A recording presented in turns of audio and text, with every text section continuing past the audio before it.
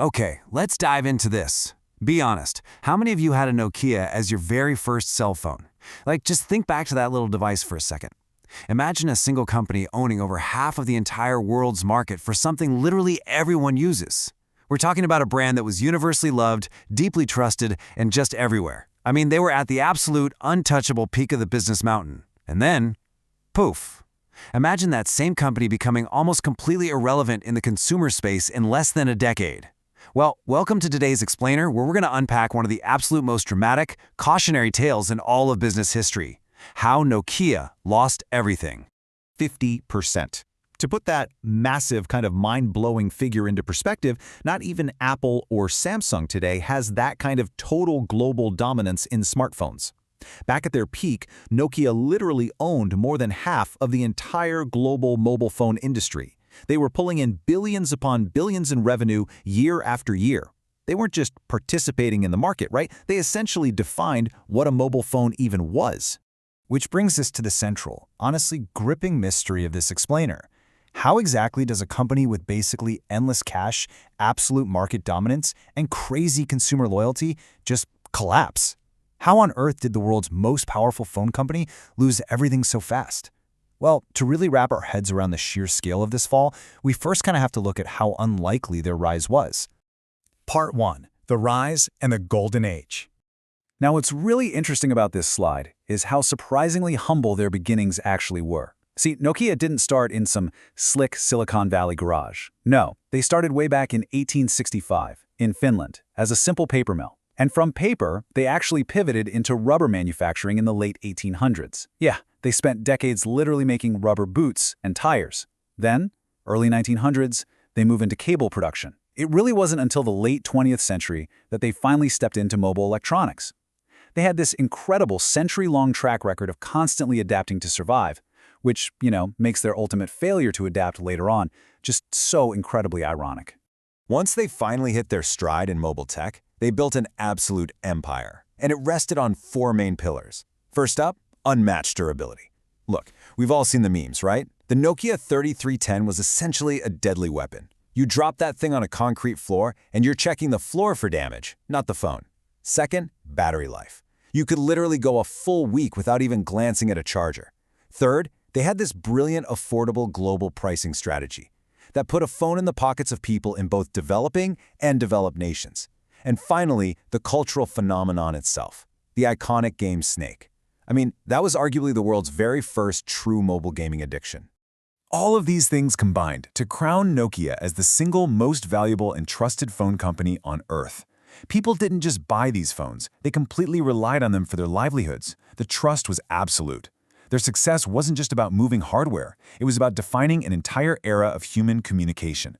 This wasn't some fragile tech startup we're talking about, a towering behemoth of global commerce. So, we really have to ask ourselves, if the hardware was practically indestructible, the battery lasted forever, and they controlled over 50% of the global market. I mean, if everything was totally perfect and they had the world in the palm of their hands, what went wrong? How does a literally bulletproof success story just start unraveling? Part 2. Cracks in the armor.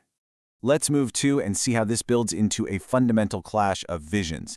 See, the fall of Nokia wasn't this sudden overnight thing. Even if it felt like it to the rest of us, the rot started quietly. On one side, Nokia had this stubborn, bordering on arrogant belief that physical keyboards were the ultimate, unmatched form of mobile communication. The execs loved that tactile feel, being able to rapid-fire type emails on the go. But on the other side, the industry was rapidly shifting toward touchscreen technology. Nokia's leadership was basically chained to the exact hardware design that made them famous, completely blinding them to what everyday consumers actually wanted next.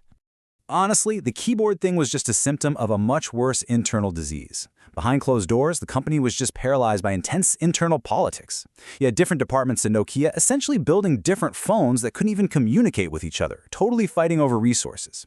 And that led to agonizingly slow, bureaucratic decision-making. Oh, and worse, they were entirely dependent on their totally outdated Symbian operating system. To put it bluntly, Symbian was turning into bloated spaghetti code compared to the sleek software we're used to today. Nokia fundamentally missed the industry shift. They thought phones were still just about great hardware, and completely missed that the future of mobile was all about software. And then, the earthquake hit. The year was 2007. Steve Jobs walks onto his stage in California and drops the original iPhone. It was an earth-shattering moment for tech. And how did Nokia respond? Well, there's this famous, honestly wild story that Nokia engineers actually got their hands on an early iPhone, put it through their legendary drop tests, watched the screen shatter, and just immediately dismissed it. Because the iPhone failed their rigid hardware tests, Nokia execs literally laughed it off. They had absolutely zero clue they were staring right at their own executioner. Part 3. The disruption and the fall. Because the iPhone wasn't just a new phone. It was a massive shockwave that entirely rewrote the rules. Apple flipped the whole paradigm by focusing on fluid, intuitive touchscreens. But the real game changer? The App Store. Apple didn't just build a device, they built a digital ecosystem. Developers absolutely swarmed to it, turning this phone into a literal pocket computer. They gave us seamless internet and a user experience that was just light years ahead. Literally, in the span of one keynote presentation, Nokia's biggest flex, making indestructible phones that only made calls and played Snake, was rendered totally obsolete. Now, if Apple was the earthquake, Google's Android operating system was the massive flood that came right after. The second Android hit the scene, agile competitors like Samsung and these emerging Chinese brands saw the touchscreen, software-driven future, and they pivoted immediately. They jumped on Android to fight Apple. So Nokia is now caught in this brutal pincer movement.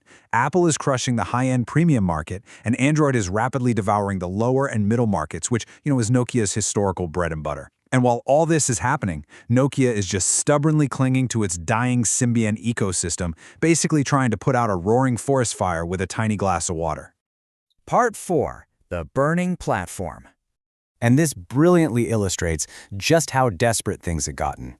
By the time reality finally set in at Nokia HQ, absolute panic took over. They bring in a new CEO, Stephen Alop, and he issues this now infamous burning platform memo to the staff. It's honestly one of the most dramatic corporate memos ever written. He compares Nokia's market position to a guy waking up on a burning oil rig out in the middle of the sea. If the guy stays on the platform, he burns. If he jumps into the freezing dark ocean, he might freeze, sure, but at least he has a mathematical chance of surviving. It was a visceral, terrifying warning. Their market share was in free fall, and they had to jump right now. So they finally jumped. But tragically, they jumped straight onto another sinking ship. In a totally desperate bid to survive, Nokia partnered with Microsoft to exclusively use the Windows Phone operating system, deliberately passing up the wildly popular Android lifeboat. And man, the partnership was a total disaster. Windows Phone just didn't have the rich ecosystem of apps and developers that Apple and Android had locked down. Consumers just didn't want it, and Nokia completely failed to recover those lost sales. In the end, Microsoft swooped in, bought Nokia's entire handset business for absolute pennies on the dollar compared to what it used to be worth. And just like that, the great mobile giant was officially dead in the consumer phone market. Part 5. The legacy of complacency. Now, it's really important to mention that the company itself didn't just vanish into thin air. Nokia did survive, but they had to completely abandon the consumer market they used to rule. Today, they operate mostly behind the scenes. They're actually a massive player in building B2B back-end telecom equipment, developing crucial 5G infrastructure globally, and advancing networking tech. And look, the fact that they pulled off that pivot proves they always had brilliant engineers, but it also absolutely proves that their leadership completely and utterly failed them in the consumer space. Which leaves us with this really profound realization about business and innovation. The biggest threat to success isn't failure. It's believing you'll never fail.